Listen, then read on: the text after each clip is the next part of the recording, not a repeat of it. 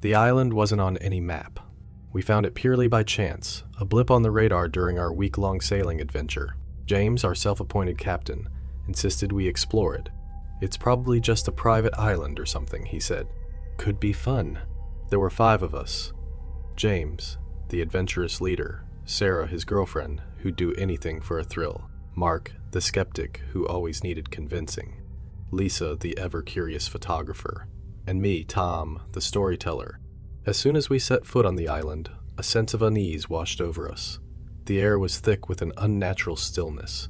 No birds, no rustling leaves, just silence. We found an old, abandoned village near the center of the island, its structures decaying and reclaimed by nature. Strange symbols were carved into the wood, and Lisa couldn't resist taking pictures.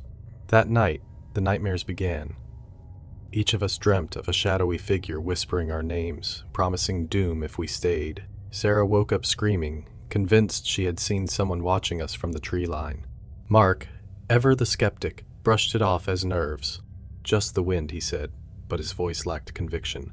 The next morning, we discovered that our boat had drifted away. James swore he anchored it securely. Panic set in as we realized we were stranded. The island's oppressive silence became a constant reminder of our isolation. By the 3rd day, the whispers grew louder. We heard them even when awake, taunting us, luring us deeper into the island's heart. Mark disappeared first. One moment he was with us, the next he was gone. We searched frantically, calling his name, but all we found were his shoes, neatly placed at the edge of a dark, foreboding cave. Lisa was next. She had wandered off, chasing a flicker of movement she swore was Mark.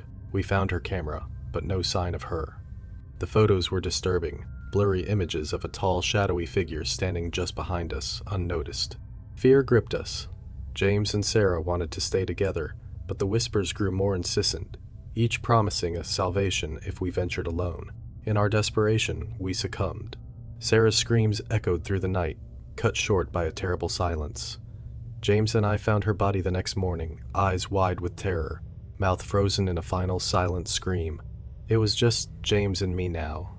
He was determined to find the source of the whispers, convinced it was our only chance of survival. We followed the voices to an ancient, overgrown temple in the heart of the island. The air was thick with the scent of decay and something else, something ancient and malevolent. Inside, we found a stone altar covered in the same strange symbols from the village. James approached it, drawn by an unseen force. As he touched the altar, the whispers ceased. For a moment, there was silence.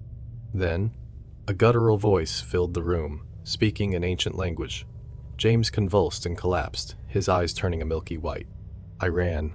I didn't stop until I reached the shore where our boat, miraculously, had returned. I didn't question it. I sailed away, leaving behind the island and the horrors it held. I'm the only one who made it back.